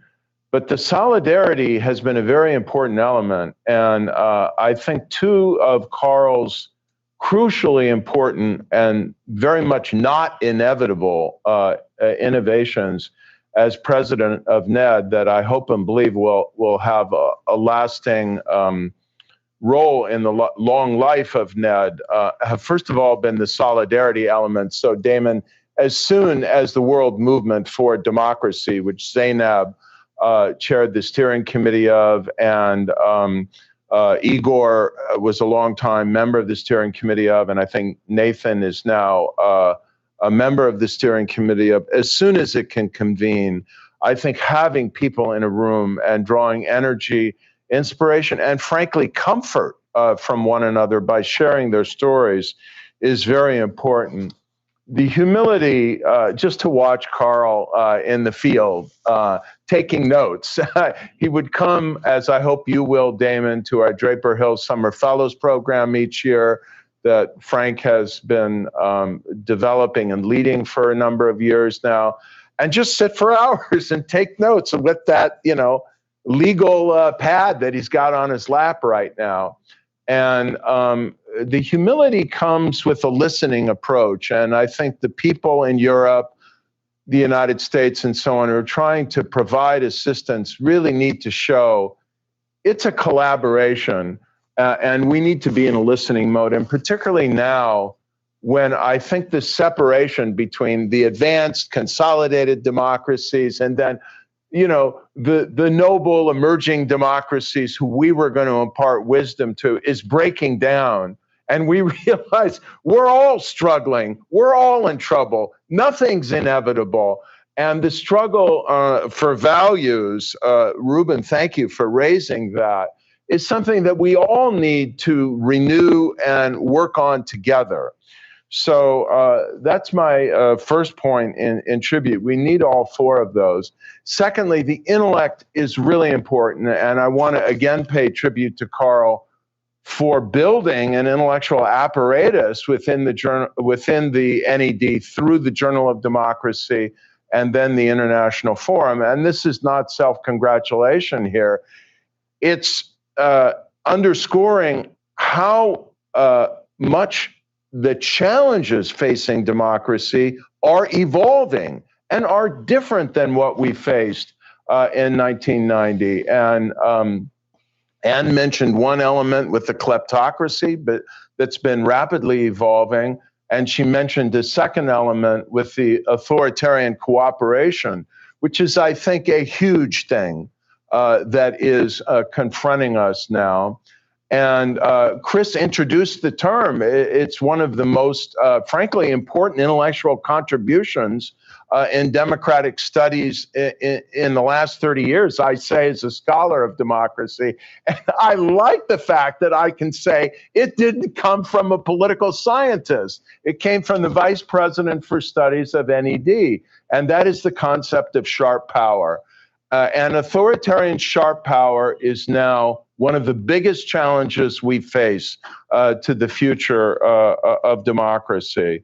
And of course, NED International Forum and the Journal have also been working on trying to figure out how to confront the rise of kleptocracy and rein it in. I want to say a few specific things in conclusion for this first segment. The first is to underscore, I think, one of the most important arguments that was made by our late friend Sam Huntington in his book, The Third Wave of Global Democratization. Much of what drove this remarkable transformation of the world, and a lot of people don't want to talk about this, they rebelled against us, but I think we must understand and embrace this, was about power. It was about the balance of power in the world and the power and resolve of the United States to be able to support democracy and lean on and discourage autocrats and discourage the kind of defections from democracy, Michelle, that Saeed is now going through at this moment. And the changing balance of power in the world between the United States and our authoritarian adversaries, allied, as Anne has said, but particularly between China and the United States, is the single most important and endangering change in the world from the 1990s. And if we don't understand intellectually and analytically and strategically the challenge that China poses to the future of freedom in the world, I'm sorry to say this, I'm going to be blunt, we will fail. This is not, a decaying Soviet Union with 250 million people or whatever it had. This is a rising power that already in purchasing power parity dollars is larger than the US economy, will surpass the US economy in every respect, in every way of measuring within a decade, has the fastest growing military in the world, has abandoned any notion that it should any longer hide its real intentions. I believe will launch some kind of coercive military assault to swallow Taiwan in the next 5 to 6 years, and is all over the world now trying to undermine democracy, crush freedom as it has in Hong Kong, as Nathan spoke so eloquently. And I think, this needs to be said, represents a threat to freedom in the world that bears some similarities, more than most people want to imagine or be forced to confront, with the rise of Nazi Germany in the 1930s. And when you say that, it's very easy for it to be misinterpreted. I'm not calling Xi Jinping Hitler. I'm not saying that the suppression of human rights and the concentration camps in Xinjiang are the same as the Nazi concentration camps, but the logic is the same, and it is an expansionist logic. And it is a technologically innovating logic, as Nazi Germany was. And if we don't rise to that existential challenge, we will not be able to win this battle. And finally, just to affirm what Ruben was saying about values and the global nature of this struggle everywhere, each generation, this was one of the founding principles of the NED, actually. And I remember Leszek Kolakowski, Carl, saying this at one of the early meetings you were having, that each generation must rediscover eternal truths and its own normative, and rebuild and refurbish its own normative argument for democracy. And civic education has just virtually collapsed in the United States. The Chileans have had to rediscover their own normative commitment to democracy with the campaign for a new constitution. Michelle, you noted that already after 10 years, it's waning in Tunisia, but people have not thrown in the towel. So I think thinking about how we wage the battle for values and ideas globally is central to the next kind of decade of NED's mission. Okay, thanks very much, Larry. So I want to say a couple of things, not as the panel chair, but in my own name. The first is just about Carl. I helped found this online journal, American Purpose, last year, and we're celebrating our first anniversary as we speak. And yesterday we published a little tribute to Carl, written by the head of the Belarusian RFERL service, which is just a vignette, but this gentleman was recounting this incident in which recently there, obviously have been lots of jailed journalists in Belarus and repression of, all of the democracy activists. And he's just recounting his interactions with Carl over this particular issue. And they wanted to get word out that these people were being put in prison, that they needed this kind of public support. They wanted a meeting in the White House so that, they could get word to the relevant, high officials that this had happened. And Carl turned into this whirlwind of activity. And, he didn't delegate it to somebody else at NED to do this. He got on the phone. He got the appointment in the White House. He called, all of the relevant people to mobilize that kind of support. And I would say that this is just one little example. So you multiply that by the more than 100 countries that NED supports around the world, and then you multiply that by the 37 years that Carl has been president, and you get to a very, very large number of activities and a kind of level of energy that Carl has brought to this job over the years, which I have always found extraordinary. I think the thing that in my 18 years as a board member that always impressed me is Carl always showed up for all of the, so I did, the Middle East and Latin America and South Asia and, a lot of different regions. And Carl was at every single one of those meetings. And Carl kind of knew personally the grantees and the programs, as well as the people that were in charge of those regions. And so it was that kind of dedication and level of detailed knowledge that I found really extraordinary. So I just want to pay tribute to that because that's a level of leadership that you don't see in very many organizations. So Carl, that was really wonderful. I do think that one of the themes that's been emerging from several of the comments that other panelists made was this question about democracies delivering. I just want to expand on that a little bit because that, as Carl suggested, was one of my themes when I was on the board, which is that for many democracy activists, what democracy is about is limiting power. So obviously, if you're Russian or Chinese activist, you're dealing with a government that is using power abusively, violating human rights, taking away democratic freedoms. But once you actually succeed in getting rid of that dictator or that authoritarian regime, and you actually are trying to build a democracy, then the job changes enormously. And it's no longer a question of trying to limit power.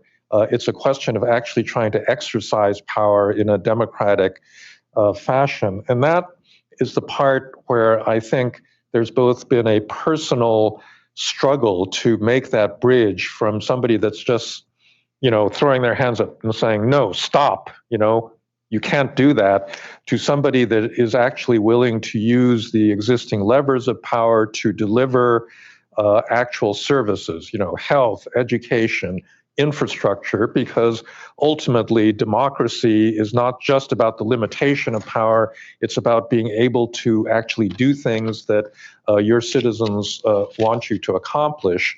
And I think that one of the difficult bridges that many activists have faced in places like Ukraine and Georgia and Tunisia and Myanmar and many, many other places around the world is making that transition from someone that wants to stop power to someone that actually needs to use power. And one of the things that I've been personally involved in, we've been heavily involved in my center at Stanford, heavily involved in Ukraine, and for a lot of the democratic civil society activists there, it was a personal struggle to actually see, okay, now we've got a regime where I could actually go into politics and I could go into the government and I could do something. But, all my friends think that politics is a dirty word, that politicians are corrupt, and I'm not sure that I want to lose the kind of moral standing that I built up outside of the state by making that transition. And I think that it's actually quite important that people in transitioning countries actually do that because, as in the case of Tunisia, you get democratic failure if not enough people with the right capacity to do something like make the economy grow, don't actually step up to that responsibility. And I think that all of the external support organizations, and this is not just the NED, this is the World Bank and USAID and a lot of other agencies that are involved in political development, need to better coordinate on to create the conditions under which these local activists can make that transition. And frankly, actually, it's not just activists, it's you got to use the existing bureaucracies and the government machineries that are in place. And one of the big questions, if you, in fact, Svetlana Tsikhanouskaya came to Stanford, and she was asking, what advice would you give? Because we're expecting Lukashenko eventually to fall, and hopefully she and her pro-democracy followers could actually take power. What advice would you give us? And I said, one of the biggest questions is going to be, what the hell do you do with the existing bureaucracy in Belarus? Because you can't govern without it, but you can't govern with it in a certain sense, because they're all, they've all been part of this repressive mechanism. So it's questions like this that I think are very important. So I think we've got two sets of issues on the table. So one is this network of external forces that are cooperating with each other, that are exerting tremendous power. And then there are the problems on the democratic side of countries that, are under pressure, but their institutions are polarized, weak, and so forth. So maybe, Anne, we'll start with you.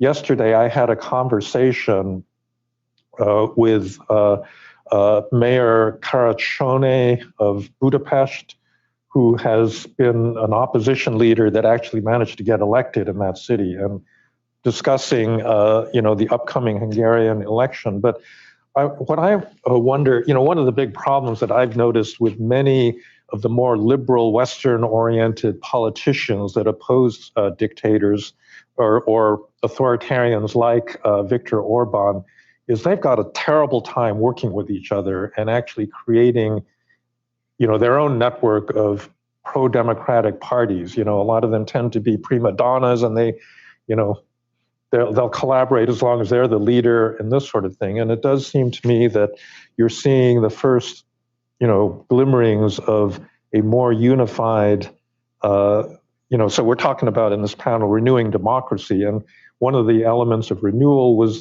would be this better ability of opposition pro-democracy groups to work together.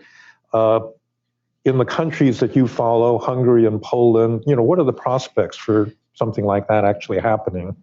So it's an interesting question, and it's actually not as far away from very similar questions in the United States, in Western Europe. I'm actually believe very strongly that what's happening in Poland and Hungary isn't radically different from what's happening in Italy or Austria. It's just a question of degree and the number of people who vote for the anti-democratic nativist parties. And very often the problem is one of how you think about a coalition. So many of us are still locked into kind of 20th century political divisions. There's a left and a center left and a center right and a far right. And the people on the center left and the center right often hate each other because they disagree about what, levels of taxation or the size of the welfare state, or they have a different view of foreign policy or something. And they're used to thinking of themselves as being the most important forces in society and thinking of their battles with one another being most significant. And that makes them uniquely unprepared for the rise of undemocratic or anti-democratic populist parties which require a different reaction. And this is why it's actually, I won't give you any names, but I did try experimentally a couple of years ago to bring someone who had experience fighting a real autocracy to Poland to talk to some of the activists. Because one of the things that people in Belarus, or actually people in Poland in the 1980s, frankly, in the Solidarity movement, or people in Venezuela quickly learn is that, when you're fighting power, somebody who's willing to use violence, or who's willing to break the law, or who's willing to change the constitution, or whatever the thing, particular problem in your country is, you often need new kinds of coalitions. And you can think of that in terms of political parties. You need the center right and the center left, and maybe some extremists from here and there to be on one side together if you're going to win. And you have to kind of get rid of the idea that these, you have to remember what's the most important issue. And also sometimes you need to think in terms of coalitions inside society. What are the social groups you could win over? And actually, the Belarusians have done some interesting thinking about, could we win over some of the police, some of the security services? We all know them. It's a smallish country. We have cousins who are in the police. Many of them are very unhappy with what's going on. Could we win them over to our side? And I know there's been this similar thinking in Venezuela and elsewhere. And that's actually can be very fruitful and productive. So in other words, begin to think about who could be on your side, even people who right now are collaborating with the regime or who are neutral about the regime, even people with whom you disagree about other very fundamental and important things. Can you create the coalitions that are needed to push back against the forces of autocracy? And beginning to think that way is very often the beginning of something productive. I mean, that was the solidarity movement in Poland in the 1980s was exactly that. It was kind of, nationalist right plus the, cultural left plus the church plus the working class plus a lot of journalists plus some intellectuals, and it was a broad society-wide coalition. Mm-hmm. And thinking in those terms can help you in other countries too. But as I said, many people are resistant to doing that because, as I said, they're still focused on older battles, or they disagree about something else. But being able to put those things aside and make coalitions is really fundamental. Yeah. Michelle, and I should say both before you win and afterwards. Yeah.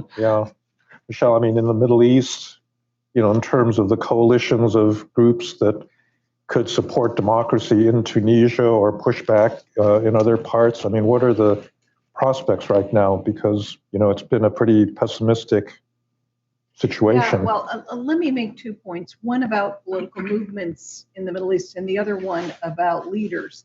About political movements, I mean, one of the things that we really, and I can't believe this hasn't come up yet today, we haven't talked about polarization. Mm-hmm. And, in the Middle East, you've got this polarization, which is primarily Islamists and secularists, or sometimes they just prefer to be called non-Islamists. But this has been a big issue in Tunisia, there, the times when democracy has moved forward a bit in the Middle East, whether it was in Tunisia or in other countries, like in Egypt for a while, there was a little bit of an attempt or whatever. It's when it is sort of the center right and the center left, right? In other words, certain of the Islamists and certain of the secularists were able to make common cause and to, move together some sort of a joint political vision, even though they disagreed about a lot of things. Now, I think what we're seeing happening in Tunisia now, and interestingly, it just kind of happened in the Moroccan elections too, is that the Islamists, when they, have been winning elections, then naturally enough, they get blamed for when things don't go well and when democracy is not delivering and so forth. So, that is an issue. And by the way, any form of cooperation between, pro-democracy Islamists and pro-democracy secularists is the thing that leaders in this region fear the most and fight the most. At every level, and they're very eager to encourage that polarization as much as possible. The other point I wanted to make about leaders is, just listening to, Anne talking about sort of authoritarians, working together, and Larry talking about China and so forth. This is all correct, but at least, I think in a lot of parts of the world, and certainly in the region where I watch, the division is not so clear. In other words, you have, governments that are either are allies of the United States on a certain set of issues, or even are themselves democratic or have a democratic form of government, who then ally themselves closely with authoritarians, specifically to prevent the rise of democracy elsewhere in the region, or to oppose it because they fear it for various reasons. And this, it has made it very tricky. I mean, it's even more complicated that there's a well-networked other club that we democracies are not competing with. I agree that that's true, but it's also that it's, sometimes not entirely clear which club certain governments, certain leaders, as I said, many of whom are close allies and receive American security assistance and so forth. They're playing both sides of the streets, and especially when it comes to the issue of democracy. And do you think there's things that external actors like the United States can actually do to help build the coalitions, that you're talking about, or is that something that just has to happen indigenously? Okay, so now you're talking about the internal, Yeah. combating Yes. polarization and so forth. Primarily these things I think need to arise organically, right? I mean, it's not for us as outsiders, I think, to come in and try to put those things together. But I think it is for the United States and other outside democracies, not to be fooled or not to be scared, by these coalitions when they arise, and not ourselves to feed the polarization. Frank, can I comment on that, if I may? So I think that Michelle is being far too kind in the use of the word polarization. I actually think it's something more fundamental, which we often sort of talk about. It's essentially tribalism. And in the questions about the threats to democracy, we don't talk often enough about the overlay of demographic cleavages or tribal loyalties on top of the need to have compromise, which is essential to the democratic enterprise. There are examples of this all around the world. I would submit that for those of us that were looking at the strength of the European enterprise 20, 25 years ago, of the European Union, if we were trying to guess what would fracture it, we would have been talking about monetary policy. What we would not have suggested external immigration, which I would submit clearly is one of the things that led to Brexit. It clearly is also one of the things that's led to the ascension of the far right in France, to Hungary. I would also submit that, frankly, even in our own country here in the United States, I mean, one of the issues that has effectively made it so hard for us to cooperate across partisan lines is this question of these challenges of being able to get beyond our own confessional identities, however one defines them, in order to address the common good. One sees that obviously in Africa. We saw there are any number of instances in which the U.S. government and our Western allies have tried to work closely with our African interlocutors to get them to move beyond what we would call tribal, but I think obviously applies as much to us as well, their confessional identities, for the purpose of trying to develop a sense of broader nationalism where leaders could come to work together across their identities. Now, here's the thing. I would submit that is the problem. I don't know what the answer is, other than to say that where it has worked, whether it be a Nelson Mandela emerging seemingly without hostility from almost 3 decades in prison to lead a multi-confessional South Africa 20 years ago, to, quite frankly, the reckoning that we're having in the United States right now. I mean, though we see ourselves appropriately in many cases as paragons of democracy, we have only had a true multi-confessional democracy in the United States of America for a generation, where every adult, regardless of race or gender, ethnicity, could fully participate in the democratic process. And we are now, frankly, seeing some of the strains of what that means in terms of our own democracy. So I actually think we have an awful lot to learn, as much as we do to share in the fight for democracy. But I also think it's very important for us to think through this question of internal demography, polarization, tribalism, whatever the appropriate term is. If you think about it. So a few years ago, I had dinner with Barham Saleh, who's now the president of Iraq, at his home in Sulaymaniyah.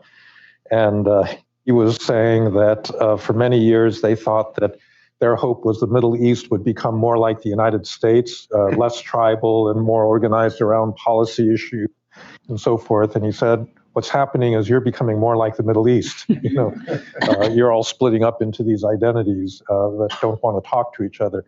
So Larry, you've thought a lot about polarization and, these kinds of deep, divisions. How do we address that? I know you've got institutional ideas and approaches. The fundamental issue actually goes back to our old friend Marty Lipset, and earlier in political sociology, when in Political Man, he talked about the need to have cleavages cross-cut one another rather than overlap or coincide. And that when it was that cleavages would cross-cut each other, for example, that members of a trade union would be of different churches, different ethnicities, different unions, or people in a church would have different politics but would come together on another basis. Cross-cutting cleavages, and it's not just the fact of them on paper, but the reality that they have some degree of real salience and meaning for people, soften these tribal divisions and lead to tolerance and open-mindedness.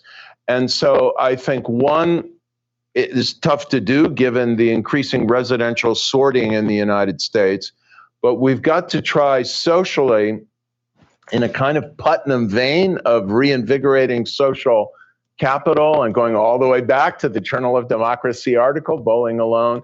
We have to rediscover ways of activating social organization and social capital in ways that bring people together across these tribally dividing and polarizing lines.